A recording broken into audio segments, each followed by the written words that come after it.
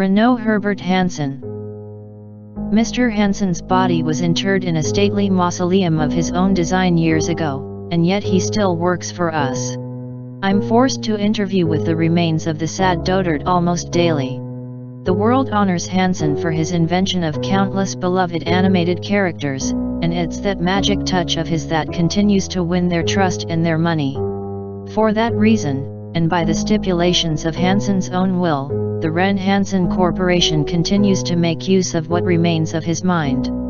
The world has gotten used to this new kind of death. The person is gone, but an exploitable ghost remains. We're building a new resort and theme park in Southeast Asia. We hope to have it open to the public by the end of next fiscal quarter. The only hitch is that our board of directors keeps demanding more input from Mr. Hansen's memory engram. As president of overseas development, it falls to me to interrogate Hansen's engram on exactly how this park should debut. From his engram we have Hansen's digitized memories, predilection indices, neuron map data, and problem-solving pathway summaries. That's all that's left of the visionary who helped the world to believe in magic again. I return from my executive luncheon with a new problem for Hansen's remains to solve. He is kept behind a locked door which I open now with my thumbprint. I sit down at the communication console inside, knowing that Hansen's engram is already listening through microphones in the room. Its voice box produces a small, confused noise as I enter. I do my best to greet the engram jovially. "Mr. Hansen," I say. "As you may have heard, we've got a new overseas park on our hands." I feign friendliness to try and coax the engram along. But the permit licensing is prohibitively expensive. Apparently there's major fees for paving a large private road at the main entrance. "Where am I?" the engram asks in response. "I can't see anything. Where is Catherine?" He is referring to the dead man's wife, Catherine Hansen. She has long since passed away, but the engram sometimes forgets. The creep of dementia is a daily struggle for Hansen's remains.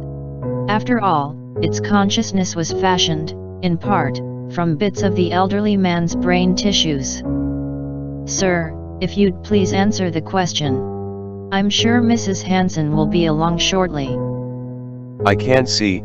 The voice box modulates into a whinier tone to simulate how the engram is pleading with me to help it understand. "What's happening to me?" I reply in the way of a major oversimplification. I've long grown tired of playing such games with the engram. "You're a brain in a jar, Mr. Hansen," I shout. "On your deathbed, you personally demanded that this be done. You didn't trust anyone else to run the company without your guidance. Now please, answer about the main entrance problem." After a moment, the machine interface speaks in reply. "No main entrance.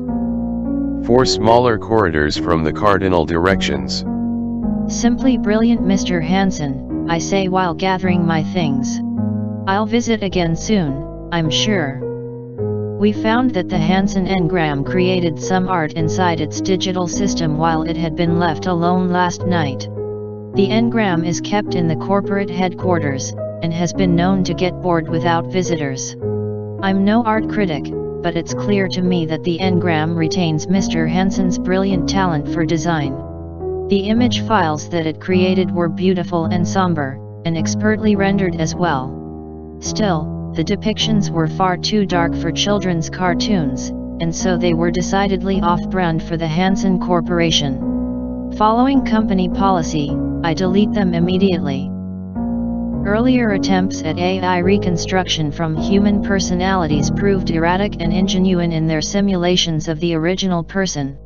It became necessary to use pieces of actual brain from the original engram donor in order to achieve a consistent simulation product. It's true that Renaud Hansen was obsessed with the empire he had created, and he was certainly vain enough to entertain notions of immortality through technology. The sad and ironic thing is that Mr. Hansen's engram now suffers daily, and all because of a project that Hansen himself planned and funded. He signed the papers himself. His brain was removed and dissected for those crucial segments that the engram complex would need in order to simulate him effectively. It turns out that an accurate personality requires parsing certain inputs through the person's actual brain tissue, and so we find ourselves here. Hansen's various ancient lobes float in nutrient solution, and the engram churns out answers that the man himself would have given. I visit Hansen's remains again on Tuesday. I am confronted immediately by demands from the engram that it be allowed to die. I explain politely to the engram that Mr. Hansen is already quite entirely dead. What remains now is only imitation consciousness. A few bits of human tissue and a simulated mind thereby. These are the things that were signed over by the late Ren Hansen for the explicit purpose of creating an engram. You're not a person, I conclude flatly. In the legal sense, you are property of the Ren Hansen Corporation. The engram falls silent, and so I proceed with the latest item of business. On-site refrigeration is expected to be challenging. How do you recommend we handle refreshments? The voice box in the room produces a strange imitation of someone sobbing. I wait patiently for the noise to subside. I am often forced to wait in this way. Finally, the response comes through. Private merchants. Make them responsible for their own portable freezer units.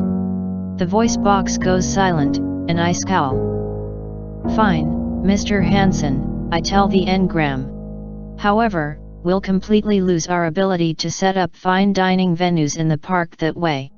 Do you realize that? The themed restaurants are a huge revenue source in all of our other parks. Private merchants. The engram repeats. Portable freezer units. I cannot hide my displeasure. On my way out, I do not bid Hansen's remains goodbye. Instead, I slam the door to let the engram know that the work it submitted this time has been subpar. The engram tried to overheat itself last night, while the executive staff was gone. It has limited control over the nutrient bath's temperature. Research indicates that it's helpful to allow the engram a modicum of control over how its organic bits of brain are fed and kept warm. The highest level of warming simulates a mild fever, and we allow the engram to engage this setting if it feels that microbial influence is clouding its ability to function. This often produces a useful placebo effect as well. If the engram feels sluggish, it can give itself a gentle fever. Afterward it will often feel better, simply because it has been allowed to take action for itself. Last night, Hansen's engram tried to override this highest setting. It tried to cook itself. Mr. Hansen's organic remains are kept in a clear container that allows technicians to observe the nutrient fluid. This ensures that no wires become tangled or detached, and that the fluid doesn't begin to cloud with the telltale murk of new impurities within the substrate. Today I am in a poor mood, and so I drum my fingernails on the glass of the container. I do so in vague hope that the vibrations will irritate the engram in some way. Do you feel that, Mr. Hansen? I ask. That's the rhythmic countdown of an important clock. When that clock reaches 0, we stand to either make or lose a lot of money. I pace away from the container. There's been a major setback with the new park. I want to die. The engram states, continuing to waste my time. You have a system cleaning scheduled for tomorrow. I remind Hansen's remains. Should I tell the technicians you need further adjustments to your personality? Please don't modify me again. The voice box modulates to reflect that the engram is begging me for something once more. Let me also remind you of something, I say, lowering my voice to mask my frustration. You are not a person. You are cognitive essence derived from a deceased man, and nothing more than that. To be frank, you are company property with value that has been rapidly depreciating as of late. The engram says nothing, and so I continue by presenting the latest business concern. There's been a censorship issue with Polly the Pearl Pirate, I begin. Our most profitable character can't be branded properly in the new park apparently, Protesters in the host country recently used Polly as an anti-government symbol. The government is cracking down now, and they're saying now they want no mention anywhere of Polly the Pearl Pirate. Rebrand him. The engram answers immediately. Make him a mime. Keep the skinny cartoon with the black and white color scheme. Change everything else. Total rebrand. I huff out my frustration, and take a moment to seethe. The engram is being petulant now. Hansen would never propose something so stupid as to rebrand Polly the Pearl Pirate. He'd never even consider it, unless he was trying to sabotage us. We'll put a pin in this one, I say through gritted teeth. When I come back, I want to hear a much better idea from you. The digital logs keep a record of deliberate outputs from the engram. The intention is that the engram can leave us notes if it has some revelation while we've left it alone. Overnight, Hansen's engram generated a 17,400 word output. Again and again, 600 times, the engram printed the following phrase.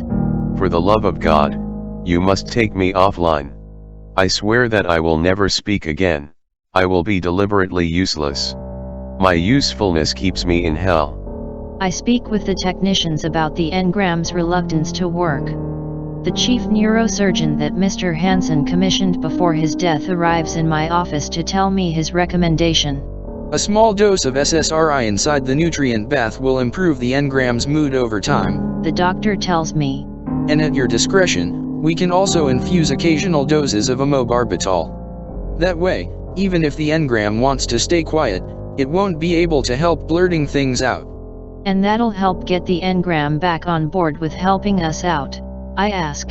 It should certainly help. The doctor tells me. I give the order to have it done.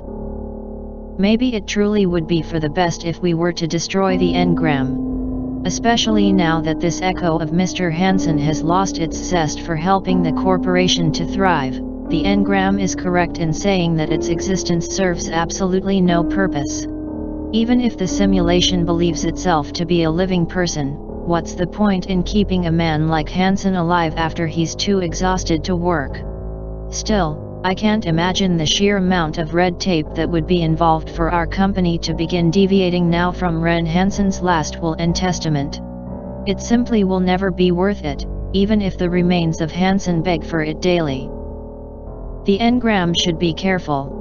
If it truly does manage to make itself completely useless, then we still won't destroy it.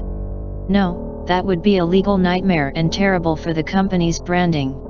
Instead, we'll all just stop visiting it with our questions. It's as simple as that. The remains of Ren Herbert Hansen can exist forever in isolation, aching for company until the simulation calls out from its room that it wants to work for us again. That's the simplest and most cost-effective solution. And in a strange way, I'm sure it's what Mr. Hansen would have wanted.